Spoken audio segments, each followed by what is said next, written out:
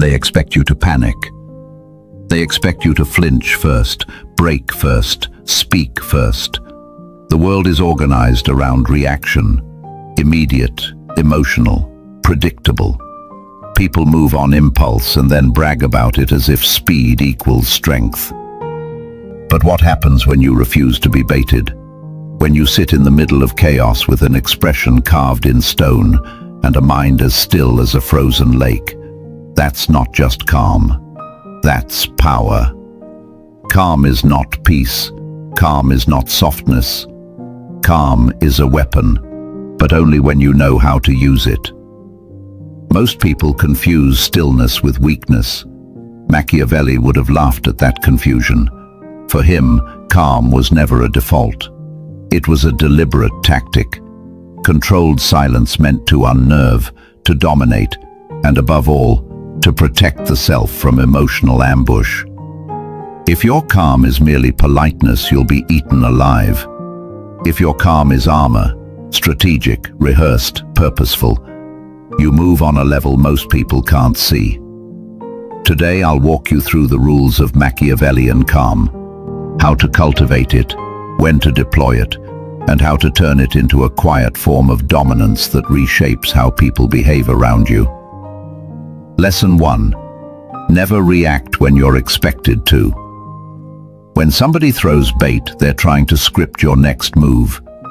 The bait might be an insult, a threat, a flattering word, or a provocation designed to make you prove something. Most people comply. They argue, they flinch, they over-explain. Predictability is a leash. The person who can't be read cannot be controlled. Practice this. The next time someone tries to provoke you, count to 5 in your head. If you feel anger rise, acknowledge it silently and refuse to hand it back.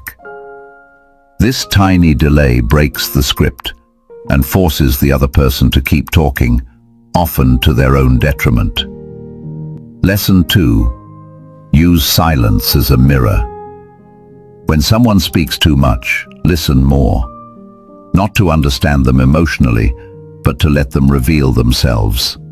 People hate silence. They fill it with truth they didn't intend to share. Your quiet becomes a diagnostic tool. As they talk, they project fears, tell strategies, and offer the motives you need to see. Practical tactic.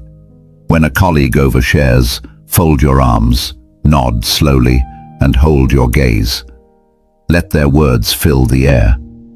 You'll be surprised what they give away when they think they have your attention and your neutrality. Lesson 3. Detach from praise. Praise is often a softer form of leash. Compliments disarm. They make you want to preserve an image someone admires. Machiavellian calm treats praise with suspicion. When you're praised, remain neutral. Let the compliment hover in the air like a coin you don't pick up. Why this works? If people can't tell whether you agree with praise, they're unsure what you really value. That uncertainty is useful. You're not denying gratitude. You're protecting your autonomy. Exercise. Next time you're praised, smile briefly, say thank you, and change the subject. Observe how the other person reacts. Often they'll over-explain or try to bind you to the image they just gave you. Lesson 4. Slow down the tempo. Under pressure, people speed up, speak fast, decide fast, act fast. Urgency is frequently manufactured to force compliance. Your calm is the antidote. When you move slowly, measuredly, you reframe the situation. You're not in their timeline, they are in yours. Technique. Breathe deliberately. Slow your exhale. Speak in short, measured sentences. Give the impression that the world can wait for your answer. That tiny shift makes others nervous, and nervous people make mistakes. Lesson 5. Observe patterns, not words. Words lie. Habits confess truth. Someone who promises loyalty and disappears at a crisis reveals their pattern. Calm attention lets you gather behavioral data. You collect receipts in silence. The time to act is when the pattern confirms your suspicion. Action step. Keep a simple mental log or even a private note of repeated behaviors. Over weeks it will become clear who is reliable without being intoxicated by approval. Exercise. When flattery arrives, imagine it as a tool. What is its shape? Does it conceal a hook? Lesson 11. Use calm as punishment. Emotional payoffs are reinforcing. When you give an enraged person the reaction they want, you train them to provoke. Silence can be a sterner punishment. Withdraw presence, remove closure. Let emptiness do the teaching, but use this sparingly. The threat of silence works best when your presence possesses value. You don't weaponize absence against everyone, only those who have earned it by trampling boundaries. Lesson 12. Let others destroy themselves sometimes. Not every mess is yours to fix. People often escalate their own collapse because they expect others to intervene. Remain detached. Observe the burn. Intervening too early gives them a lifeline they don't deserve. Watching from the margin is not cruelty, it is strategy. Ethical boundary. Don't watch someone hurt themselves in ways that cause irreversible harm. Letting natural consequences unfold is different from neglecting someone in mortal danger. Lesson 13. Don't mistake suppression for mastery. Acting unreadable is not the same as never feeling. Mastery is choosing when to express. You will feel, you will be moved. The skill is to decide when those feelings are assets and when they are liabilities. Train your responses like a muscle. Practice drill. When emotions surge, label them silently. Anger, hurt, fear. Naming reduces their intensity and gives you time to decide the appropriate action. Now the deeper mechanics. Calmness makes people uncomfortable because it breaks the scripts they rely on. People expect you to react. When you don't, they search for other anchors. This is not about being inhuman. It's about being sovereign. Sovereignty means you keep your reactions private until you choose to deploy them. That choice is power. In negotiation, calmness is leverage. When you can walk away mentally, you gain bargaining power. Desperation shows, need leaks, calm whispers strength. When you act like you could leave at any moment and mean it, others suddenly value you more and offer better terms.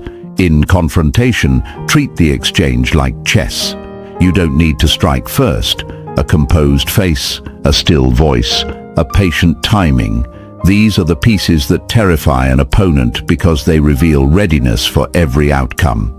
Practice staying still during small provocations. Then you can remain poised when stakes rise. But there's a rhythm. Stillness as default, sudden movement as message. If you are calm all the time, people assume incapacity. If you are never decisive, calm becomes passivity. So mix it up. Long periods of invisible work and deliberate, sharp action when the time is right. Your sudden moves will carry more meaning because they break the pattern you intentionally set. Calmness also functions as intelligence gathering. People reveal more when they expect resistance. When you don't give resistance, they overshare, they overreach. Their mistakes become visible. This is how silence turns into data, and data into advantage. You're not passive. You're collecting the information that will allow a surgical, eloquent response later. Another effect. Calmness creates social gravity.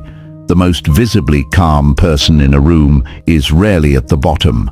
Others orient to that center of composure. It signals certainty. The scarcest resource in an anxious world. You don't manufacture that by force. You manufacture it by knowing your internal world better than anyone else does. Calmness also sharpens memory. Emotion fogs observation. When you aren't hijacked by impulse, you remember what was said, how it was said, and patterns of behavior. You build an internal ledger. Later, when decisions matter, that ledger informs who stays and who goes. A warning: your calm will change your relationships. Volatility attracts volatility. When you stop being reactive, some people will fall away. They'll tell you you've changed. They'll call you cold. Let them. Your calm doesn't have to fit anyone else's needs. It has to fit your purpose. The right people will respect it. The wrong people will be exposed. Practical micro-habits to build Machiavellian calm. Premeditated pauses. Before responding to texts or emails, put a buffer. 10 minutes for small things, 24 hours for big ones. Use that time to rehearse the desired outcome, not to craft a heated reply. Breath anchoring. When provoked, take 3 slow diaphragmatic breaths. Exhale longer than you inhale. This lowers the physiological spike of anger. Mental rehearsals. Weekly, run through worst-case scenarios quickly. Free your present from their shock. Public restraint practice. In low-stakes interactions, practice neutral reactions to compliments and insults. Train your face. Calmness isn't isolation, it's sovereignty. You own your reactions. You decide who gets access to your emotions and who only earns your silence. That's not weakness, that's control. So start small. Practice stillness, speak less, observe more, and when you act, let it be with precision. If this message resonated with you, or if you want more lessons on strength, control, and stoic power, don't forget to follow and subscribe. Stay calm, stay dangerous, stay untouchable.